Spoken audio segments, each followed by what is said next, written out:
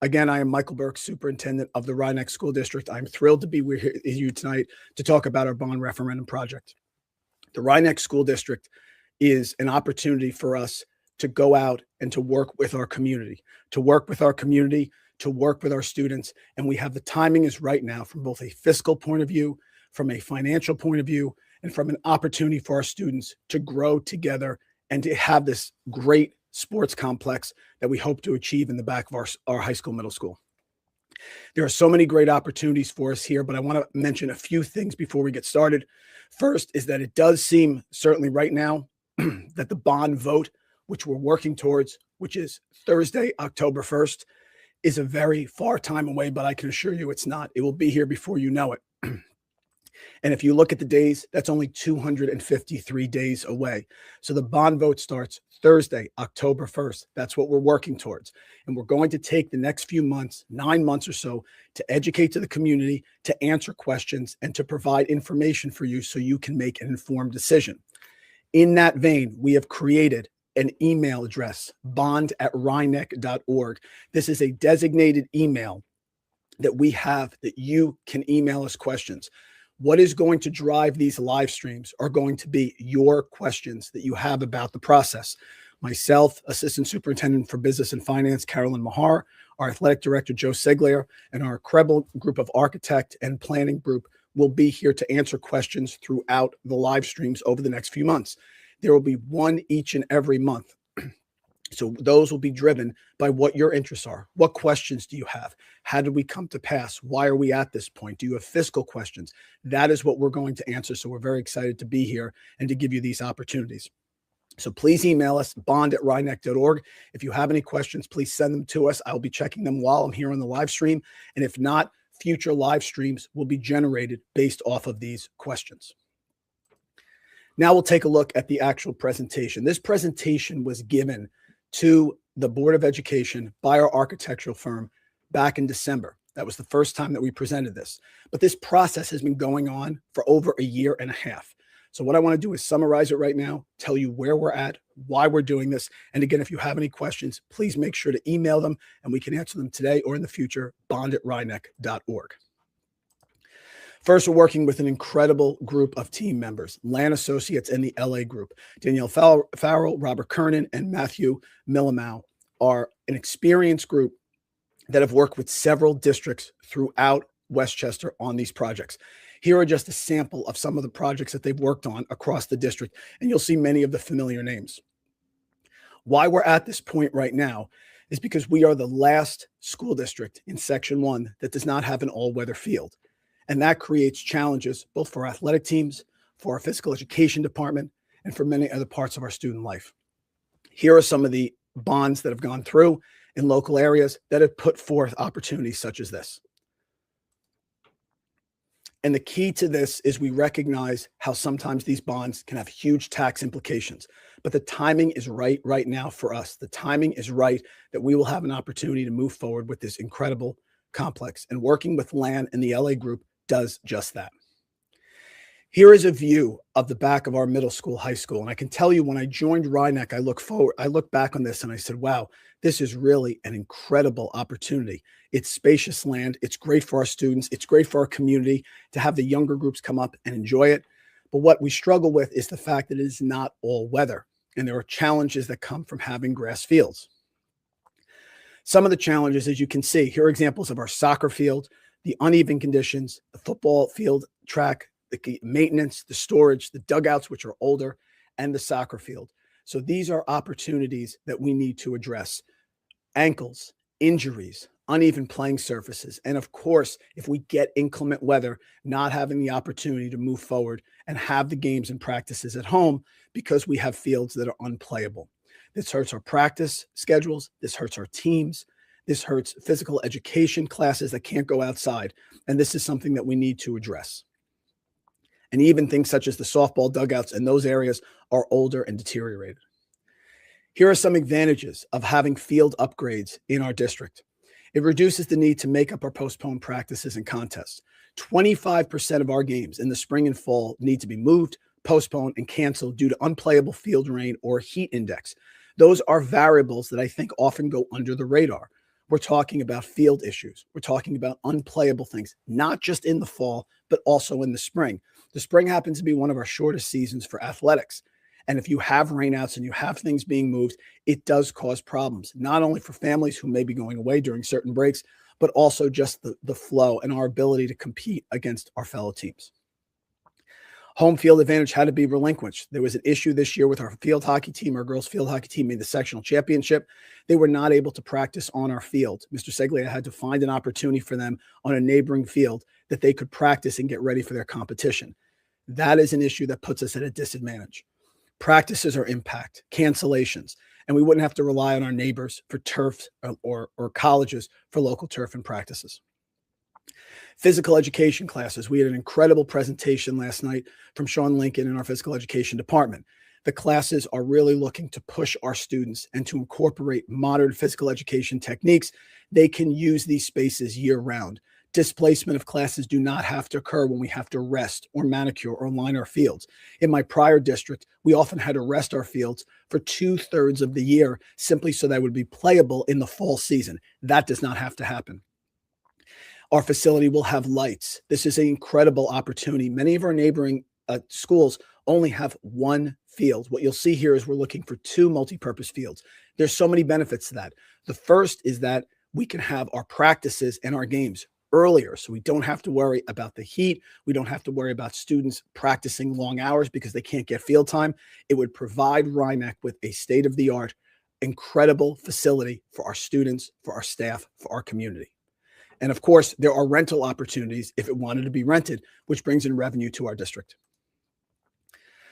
So here is a summary of the project. There are, if you see and look at what we have in the back here, we are looking for multi-sport synthetic turf athletic field, a 6-lane running track, a turf practice field, and also what came up in our surveys, which I'll go through our process in a minute. What came up was the field house. Parents, grandparents, visitors have often said that they are frustrated that they have to go to an athletic contest and then have to walk back to our location of our gymnasium to use our restrooms, to find concessions, team rooms, storage. All those things will be addressed. Our baseball team, our softball team, dugouts, batting cages, our tennis courts can be reconstructed. These are incredible opportunities that we're thrilled to be able to address. Now, you need to understand that we've done our due diligence on this. This is not something new. We've been going through this process for 1.5 years. There was a kickoff meeting. There was a survey that was done here on our facility. We had a stakeholder meeting with our facilities group, with our Board of Education, going through opportunities, seeing if this was the right fit for Rhinebeck. We had a site design that was created. We had a preliminary cost with estimation. We then did a geotechnical investigation, including soil, floodland risk. All of that was done. That came then, and then the site concept approval. So please understand, this is not something new that we have just added. This is the next step in a 1.5 year investigation into trying to get something exciting and right for our students and our community. Here's an example of the flood risk report. Now, I will explain to you that the orange and the yellow areas are areas that we can actually build and improve upon. The areas that you see up here at the top in red and the area down here in the purple and blue, those areas we cannot touch because those are floodland areas. But the majority of the campus, the majority of this area can in fact be improved. And that's what we want to do. We want to improve it and make sure that we can use it for our students. That's all weather. There is minimal risk whatsoever to constructing in this area. The orange is a 1 in 100-year flood risk. The yellow is 1 in 500-year flood risk. So we're really doing our due diligence and being careful to make sure that we don't construct something that is not going to be able to be sustained over a multitude of decades. There's a wetland delineation, as I mentioned. You can see down here, the red line shows where we cannot build, and we need to have 100 feet wetland adjacency from our construction to the wetland area. So we are following that as per the recommendation. Here is the revised conceptual site design. So you look at our option. This is our proposal. So we're looking at putting a all-weather fields here. We would have bleachers. We would have a grandstand. We would have storage underneath the bleachers, trying to be efficient with our space. Down here, we would have another field as well that could be played on. We would still keep our grass field. We would upgrade our baseball area, our softball area, as well as adding this brown area in the middle, which would be our concession stand and our restrooms. This is a great facility here for our entire district. Here's a closer look, and you can see what we've added recently. Number one, here's the track and multi-purpose synthetic turf field, 6-lane track, throwing events, grandstand and press box, and field lighting, a lighted field. Great for championship games, league championships here at Rhinebeck, would be incredible for the community. The baseball field improvements, which would include dugouts, backstop, bleachers, bullpen and batting cages, and outfield fencing. The softball field right here, dugouts, backstop, bleachers, batting cage, fencing as well. The multi-sport synthetic turf field, bleachers, and field lighting, which would be right here. We would have a natural turf field for practice as well, so students could use that to make sure we can have multiple practices going on at once. And the tennis courts as well with drainage improvement. Number 7 in the middle is our concession stand in our storage building. And what we are really excited about is there are always issues with parking. There's always issues with drop-off buses for our athletes. We would have a loop here added to the back of the district where you would have a pickup and drop-off loop, as well stormwater pond and a retaining wall. So you would have all of that here in this district, right in this area, and you could move the bus around, drop our students off, and would have handicap parking here as well, which was another concern that came from the community. We have moved forward in a logical process. We have a final concept site plan approval. We have the confirmation of referendum intent, which the Board of Education so graciously approved. We have our construction management firm selected, who will make sure that the cost of things stay reasonable and see opportunities that we could lower our cost to the taxpayers. And we have a field house design, which we're working on, which is the major area in the middle. Like I said, concession stand and restrooms. We are estimating our professional cost as we go through this process. We have an estimate cost of what this is going to be. Sometimes it can be less as we move forward and see things that maybe we can reduce a little bit. So we're in that process. And you remember, when you go for a bond referendum, particularly of an athletic complex, it is a multi-year process. It is not something that we can just quickly do and get together in 6 months. So this is the necessary step. And taking the 1.5 years to really map out this process was absolutely critical.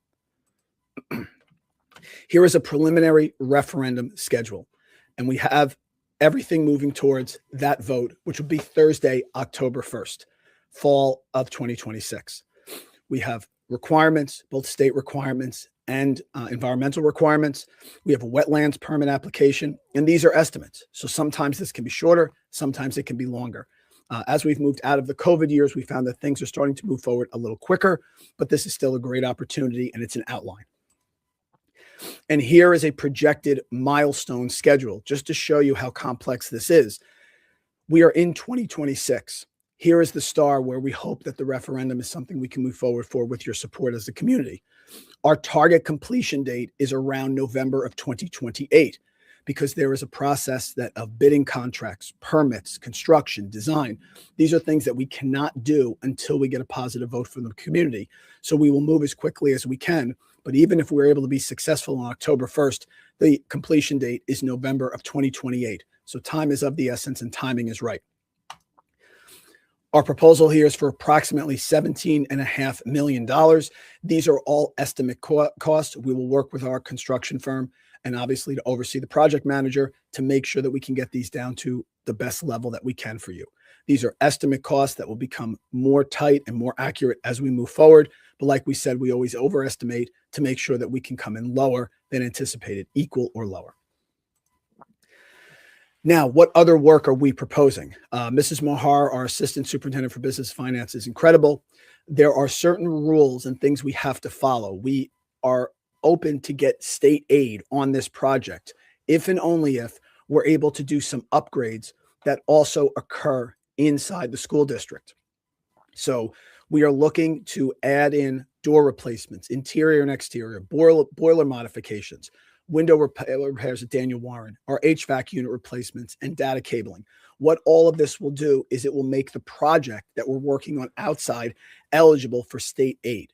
So we have some small upgrades that we're going to do as well inside the building, which are necessary, but also allow us to qualify for state aid, which we're looking for as well.